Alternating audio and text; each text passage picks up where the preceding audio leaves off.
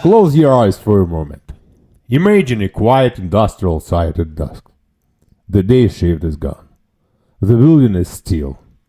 One worker remains. A technician, a guard, a maintenance roofer, a field operator.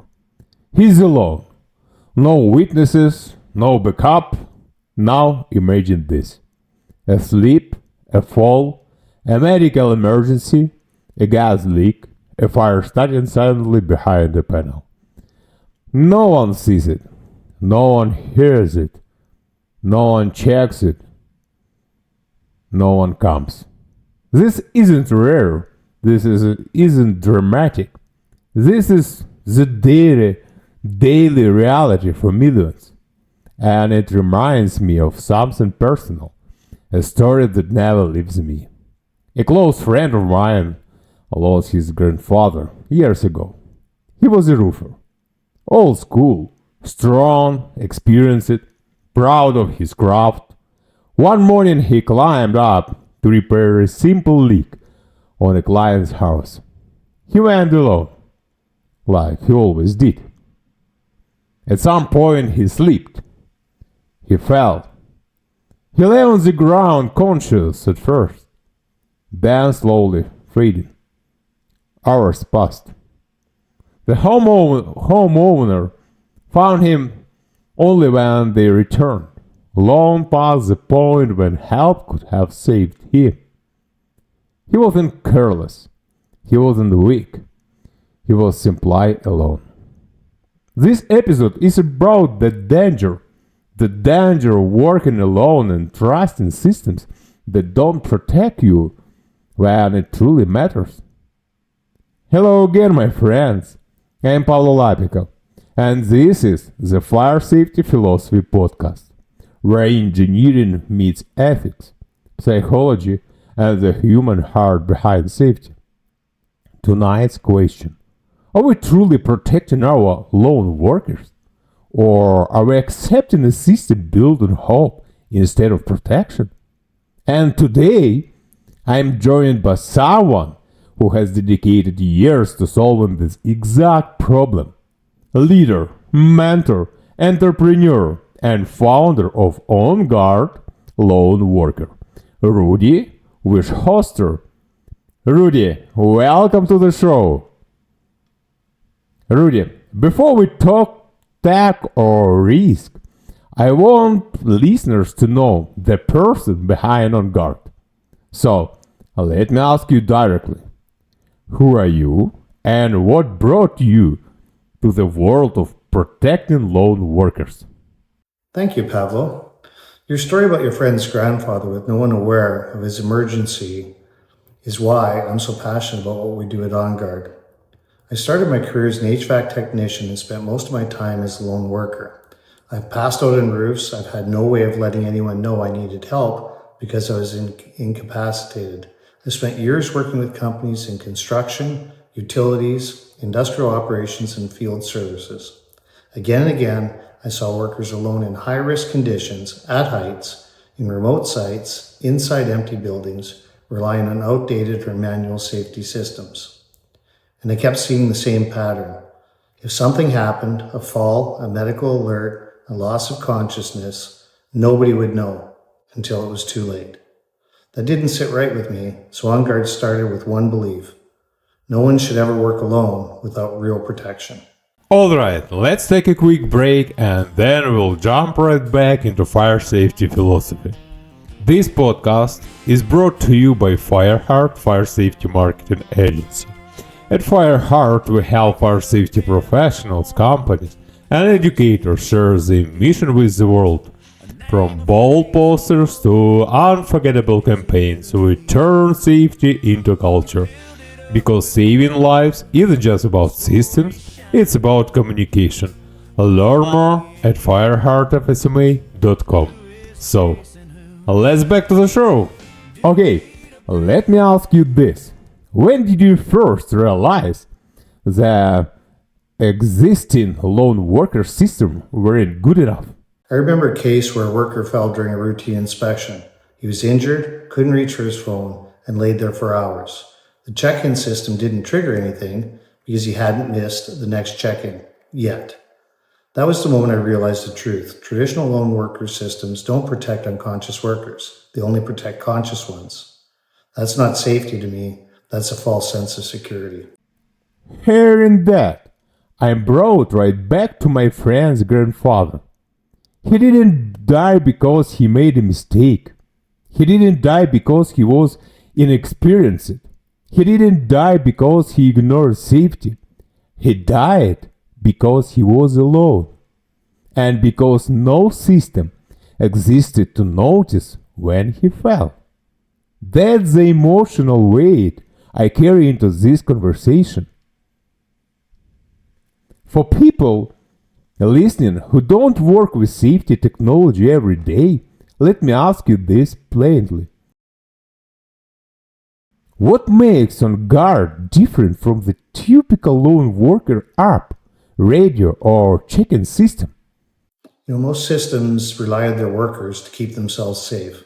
They have to check in, call a supervisor, send a text, or they get a call to prove that they're okay. OnGuard flips that model. We monitor automatically for falls, inactivity, sudden impacts, lack of motion, or when workers enter into a dangerous area that requires a higher level of attention.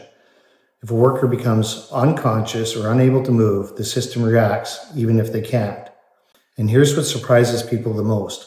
We built it to respect privacy. We don't track workers 24/7. We provide full transparencies to workers so that they know when their location is being updated. And we only monitor for safety-related incidents. The goal is very simple. Protect workers, not spy on them. Let me ask you from a psychological angle. Because I've seen this in fire investigations. And I saw it in that roofer story. Why do lone workers underestimate the risks? Well, I think it's because when you do something every day, it feels safe. People normalize the risk. Experienced workers often think, I've done this for 20 years. Accidents happen, but to others, not to me. That roofer, he probably felt the same. Not reckless, confident, routine. But routines hide danger. People don't plan for emergencies because they believe emergencies won't happen to them. That's why a system must protect workers when they underestimate the risk. Imagine this. A worker climbs an icy ladder pre-dawn. His glove slips. His boot catches the edge. He falls. Fast, hard, unexpected. He tries to move. He can't. His radio is out of reach. His phone is buried in snow. Time stretches. Cold spreads. Pain increases. Hope fades.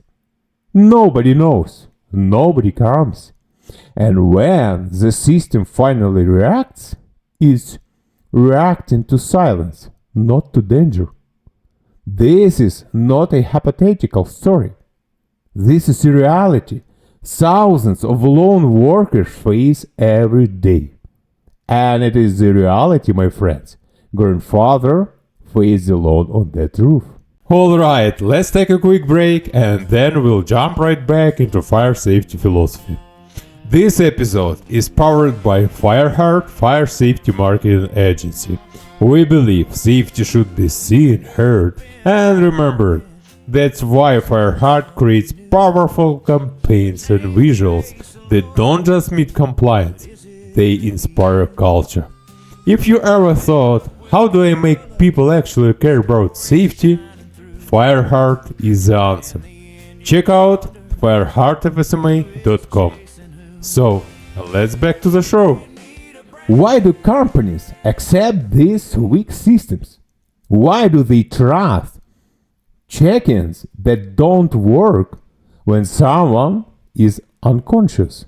I think it's because traditional systems look good on paper, but unfortunately are not consistently used.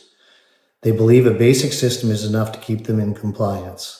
They also believe that setting up lone worker monitoring systems are expensive and complicated, and they're concerned about who handles the alert when an emergency happens. Unfortunately, in too many cases, it becomes easier to do nothing until the moment that an emergency happens and someone pays with their life. Most organizations don't realize how fragile the lone worker protection truly is until after a tragedy. Okay, let me ask you, and everyone listening, something deeper. If a man falls from a roof and no one knows for hours, is the safety program truly like this?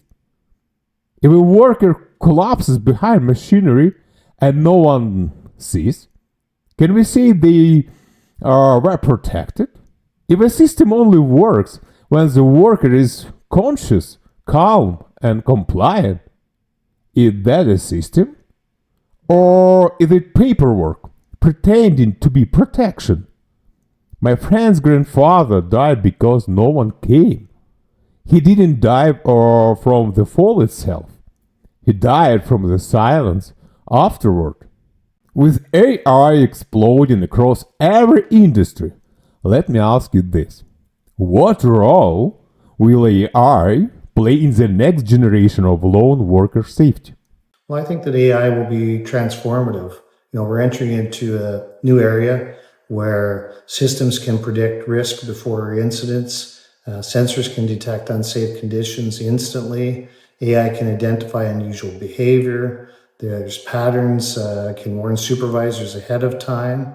And automatic alert handling ensures immediate responses to emergencies. AI won't replace workers. It will finally give them the support that they've always deserved.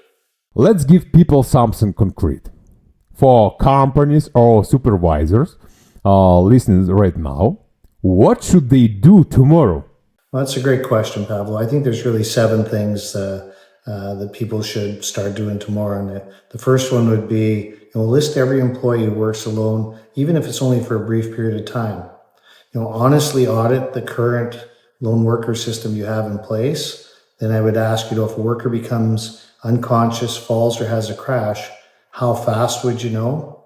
I would ask how you know what the nature of their emergency is and exactly where the worker is when an address won't provide rapid response.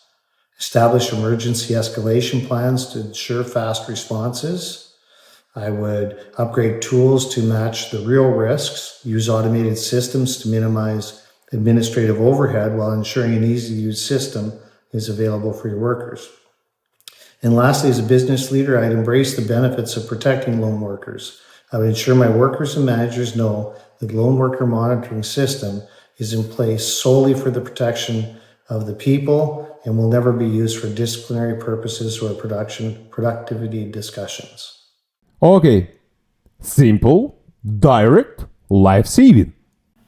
Alright, let's take a quick break and then we'll jump right back into fire safety philosophy. A big thank you to today's sponsor, Fireheart Fire Safety Marketing Agency. Fireheart exists because fire safety messages deserve modern tools. Posters, training programs, creative campaigns. Fireheart makes safety unforgettable.